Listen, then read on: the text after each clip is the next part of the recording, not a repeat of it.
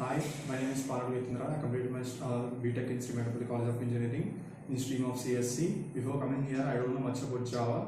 I joined this institute on March 6th of this year, where I learned many things. My front end was done by Reshma ma'am, where she taught me how to build a web pages, responsive web pages, and React.js is done by Sivanand sir, where he also taught me very beautiful web pages to develop a beautiful web pages, and he also has taught some extra things like stable CSS, etc.